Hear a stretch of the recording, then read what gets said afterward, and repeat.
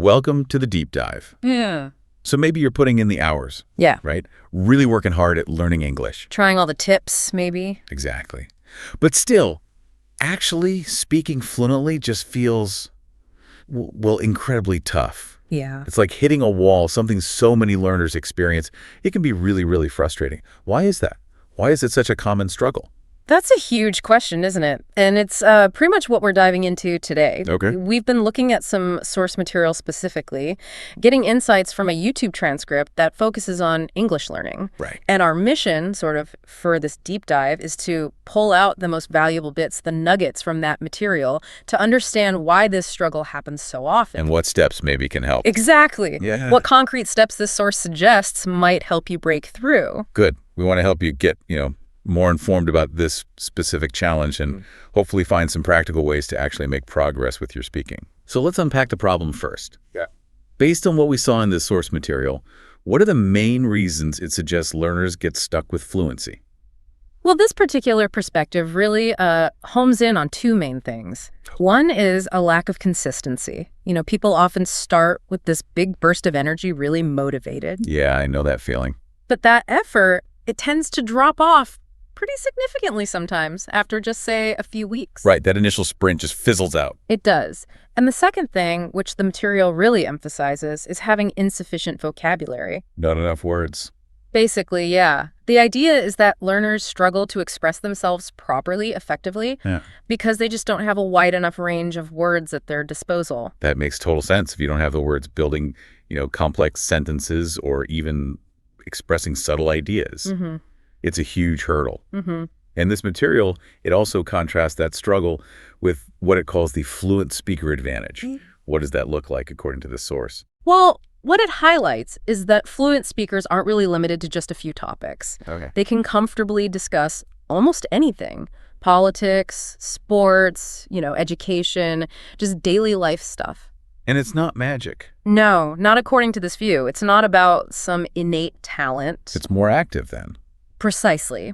The core reason, this source suggests, is that fluent speakers are constantly learning new words all the time. Even slang and stuff? Yeah, even trendy or informal words. The material uses this neat analogy. It says it's like they're regularly updating their internal software. Oh, like your phone needs updates. Exactly. Like your phone needs updates to keep working while your language needs that too. I like that way of thinking about it. Your vocabulary as your language operating system needing a refresh. And the material takes that even further with another analogy, doesn't it? About ingredients. Yes, it does. It frames words as essential ingredients. So to cook a delicious meal, which means, speaking English well, expressing yourself richly. You need the right stuff. You absolutely need the right ingredients, meaning a diverse and pretty ample vocabulary. Okay.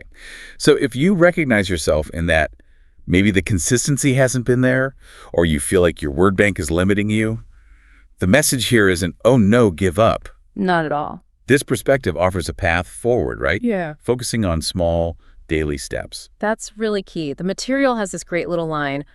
One new word a day can change your game over time. Just one word. Yeah. It's about the cumulative effect, Yeah. Consistent small efforts adding up. And the approach outlined there involves learning from native speaker dialogue. Real conversations. Right. Identifying useful, powerful new words and then practicing them with real life examples, making it engaging, not boring textbook stuff. Okay, let's do that then. Let's dig into some of the specific words highlighted in the native speaker parts of this source material.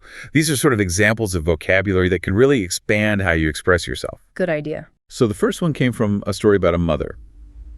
It was quite moving, actually. Yeah. Her 22-year-old daughter was leaving home, starting a new chapter. Mm-hmm. They had this last night together. And the mother was feeling incredibly emotional, already missing her daughter terribly. And she almost got... Choked up. Yeah. Choked And up. this source explains choked up as feeling such strong emotion could be love, sadness, nostalgia. You know that it actually makes it hard to speak. Physically hard. Yeah, like your throat tightens. It's the kind of emotion that might even bring tears to your eyes. So it's those moments when feelings are just so intense, they literally block your words. What kind of specific examples did the material give for this? Well, they mentioned watching a son graduate and getting choked up. In that case, it's often pride, right? So strong pride, it catches in your throat. Okay. Or getting choked up during wedding vows. Just the emotion of the moment being overwhelming. I can picture that. And another example was seeing an old photo of a grandparent, maybe someone who's passed away, and getting choked up from sadness, making it hard to talk about them easily. Those examples really paint a clear picture, those really intense moments. So thinking about your own experiences, listener, can you remember a time you felt choked up? Maybe try saying a sentence out loud using choked up to describe it. Yeah, actually using the words like that is how they start to, stick in your brain. Absolutely crucial. Okay, moving on. Another word popped up when they were discussing the goal of finding happiness and feeling okay with where you are in life. Mm-hmm. Contentment. Right. While it's also acknowledging you might feel a kind of sadness, maybe missing someone. And the word used to describe a really intense level of that sadness was profound. Profound. According to this material, profound is used when you want to describe something as very deep or very intense or extremely meaningful. So it's not just sad, it's more than that. Exactly. It adds this layer of depth and intensity. The material uses it to illustrate, for instance, profound sadness. Right. Emphasizing it's not just feeling a little bit down, but a sadness that's really deep, really intense. Okay. Any other examples? Yeah, they mentioned a book having a profound impact on someone's thinking. So a really big life-changing impact. Right. It deeply changed their perspective. Or seeing a sunrise being a profound moment, suggesting it was incredibly meaningful, maybe emotionally resonant on a deep level. Profound. Definitely a word that adds weight. And in that same discussion about happiness, the source used our next word, the one you mentioned about feeling satisfied. Ah, yes, content. Content. So this perspective defines content as feeling satisfied and happy with what you have right now. Without always wanting more. Kind of, yeah. Without that constant itch for something else, it's linked to feeling peaceful inside. But there's an important distinction they made, right? It doesn't mean you just give up on goals. Exactly. That's key. The material clarifies. Being content doesn't mean you stop wanting to improve or, pursue growth. So you can still have dreams. Absolutely. You can have big dreams, big aspirations, but the core of feeling content is about appreciating this moment right now and recognizing the value in what you already have. Okay, so examples might be like feeling content with my work after finishing a tough project. Yeah, meaning you feel satisfied, not unhappy or restless about it. Or maybe someone living a really simple life but being deeply content because they genuinely value what they have. That's the feeling. Inner satisfaction. Maybe try it out, listener. Use content in a sentence about your own life. Okay, next word from the source. This one came up when one speaker was really agreeing with another, saying something like, I fully understand and empathize with what you're saying. Ah, right. Because they'd gone through something similar with their family. Yeah. The word is? Empathize. Yeah. Based on this material, to empathize means you deeply understand how someone else feels. More than just understanding the facts. Yes, much more. The key thing here is it goes beyond just intellectual understanding. It's about grasping their feelings because you've either felt something similar yourself. Or you really try to imagine it. Or you're actively putting yourself in their shoes, trying to grasp their emotional state. It's that feeling aspect that makes empathy so powerful, as the source suggests. Right, that connection. Yeah. What examples did they use for empathize? They mentioned being able to empathize with her stress because the speaker had experienced the same kind of stress, so they understood it and felt it too, in a way. Okay. Another was trying to empathize with his friend's loss, even without having gone through that exact loss personally. It implies making a real effort to imagine the pain. Makes sense. And they also noted that teachers who empathize with students tend to create a much more supportive classroom. Because they get the students' feelings. Yeah, they understand and genuinely care about those feelings. That emotional connection is vital. It really is. Okay, our final word from this source exploration. This one appeared when a speaker was talking about actively working towards a big goal. Pursuing the goal of becoming the #1 female podcast host. And the drive was about connecting more deeply with people. So the word is? Pursue. Right. According to this perspective, pursue means you're actively going after something you really want. Like a dream.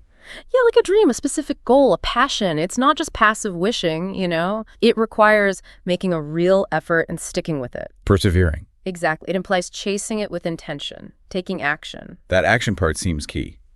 What kinds of actions did the material link to pursuing something? Well, examples included deciding to pursue a career in medicine. That involves all the action, right? Studying, training, working hard to become a doctor, Sure. or someone pursuing his dream of becoming a filmmaker. That means actively making short films, maybe taking courses, doing the practical work involved. Got it.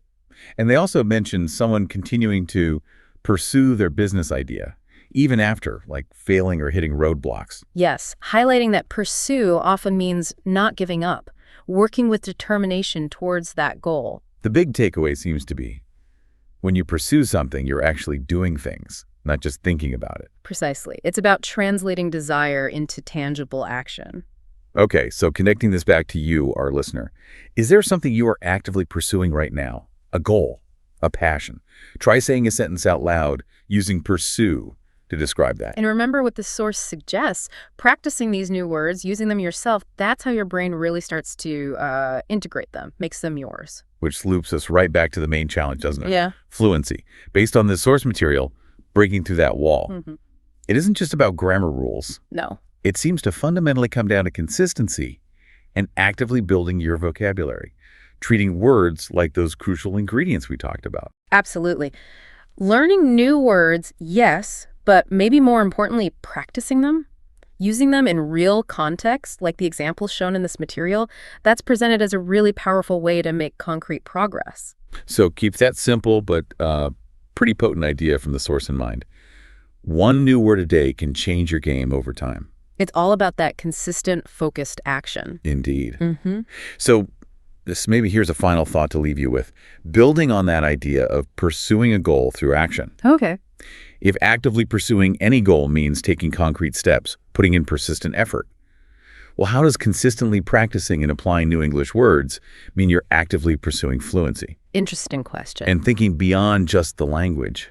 What kind of new possibilities for connection, for understanding others, for expressing your own unique thoughts? What could that increased fluency unlock in your life? Definitely something worth considering as you keep learning. Absolutely. Well, that wraps up this deep dive into these particular insights on English fluency from our source material. We hope these perspectives maybe give you a clearer view of the challenge. It maybe empower you with some practical steps forward. Exactly. See you next time.